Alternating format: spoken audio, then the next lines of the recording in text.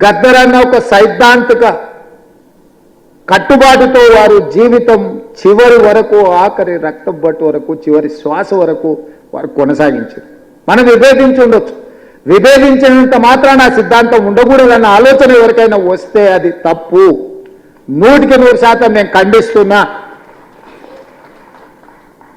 విభేదించిన సిద్ధాంతాన్ని కూడా చర్చలో పెట్టడమే ప్రజాస్వామ్యము. ఈరోజు చట్టసభలల్లో అన్ని రాజకీయ పార్టీలతో పాటు అన్ని రకాల సిద్ధాంతాలకు సంబంధించిన వ్యక్తుల ప్రాతినిధ్యాన్ని డాక్టర్ బాబాసాహెబ్ అంబేద్కర్ గారు అనుమతి ఇచ్చిండ్రు అని అంటే ఆ స్ఫూర్తితో ముందుకు వెళ్ళాలి. అందుకే కేంద్ర ప్రభుత్వం పద్మభూషణ్, పద్మశ్రీ అవార్డులను ప్రకటించాలని రాష్ట్ర ప్రభుత్వాన్ని తెలియజేసినప్పుడు వ్యక్తిగా కాదు, తెలంగాణ రాష్ట్ర ప్రభుత్వంగా ఈ భారతదేశం యూనియన్ ఆఫ్ స్టేట్స్ ఏ ఒక్క వ్యక్తి యొక్క రాజ్యం కాదు, రాజ్యాధికారం కాదు. ప్రజలు ఎన్నుకున్న ప్రజా ప్రభుత్వాలు, రాష్ట్ర ప్రభుత్వాలు కూడితేనే కేంద్ర ప్రభుత్వం. రాష్ట్రాలుగా ఎవరికి వాళ్ళం విడిపోతే కేంద్రం అనేది మిథ్య, కేంద్ర ప్రభుత్వం అనేది మిథ్య. ఆ వ్యక్తులు గుర్తుపెట్టుకోవాలి. రాష్ట్రాల కలయికనే కేంద్రము ఈ దేశం. రాష్ట్ర ప్రభుత్వాలకు సంబంధించిన మేము ప్రభుత్వ అభిప్రాయంగా మా తెలంగాణ సమాజాన్ని, ప్రజలను స్ఫూర్తిని అందించి గొప్ప ఆదర్శంగా నిలబడ్డ వ్యక్తులకు అందించే పద్మభూషణ్, పద్మశ్రీ అవార్డు ఇవ్వవలసిందే. దానికి ముందు వరుసలో ఉండేవాడు గద్దరన్న.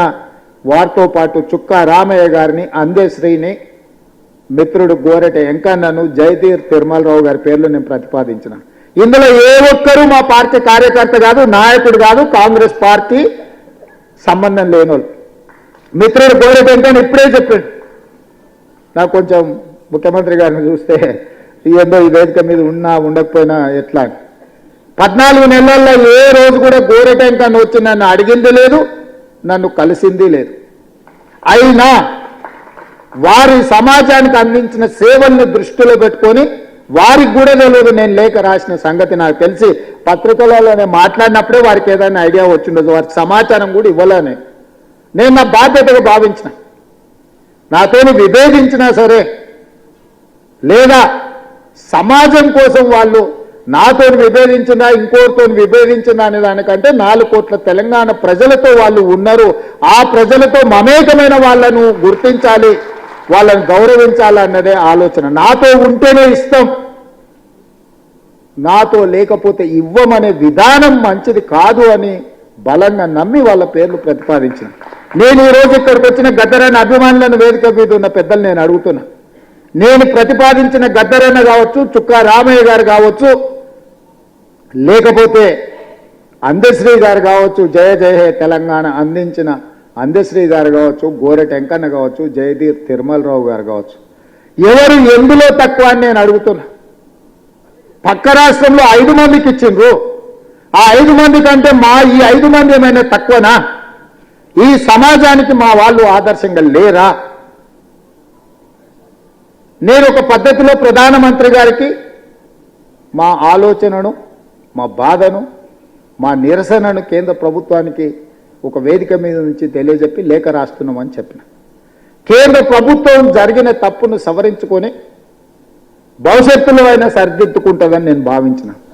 కానీ దురదృష్టవశాత్తు కేంద్రంలో మంత్రిగా ఉండే వ్యక్తులే మేము ఇవ్వం గద్దరన్నకు మేము ఎలాంటి గౌరవించము అని మాట్లాడితే నేను ఒక్క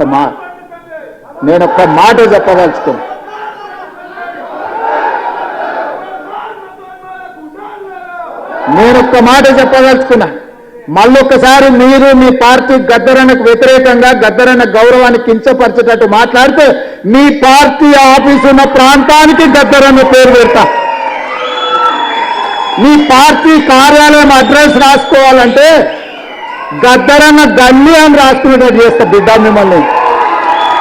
మీరు అనుకోవచ్చు ఏం చేస్తాడు ముఖ్యమంత్రి, అవార్డులు మా దగ్గర ఉన్నాయి కదా, పద్మభూషణ్ పద్మశ్రీ ఇచ్చేది మేం కదా అనుకుంటున్నావు. కానీ నీ పార్టీ ఆఫీసు గద్దరన్న రాష్ట్రంలో ఉంది, ఆ సంగతి మర్చిపోవద్దు. నీ పార్టీ ఆఫీసు ఉన్న ప్రాంతానికి, ఆ కాలనీకే గద్దరన్న పేరు పెడితే అప్పుడే పేరు రాసుకుంటావు.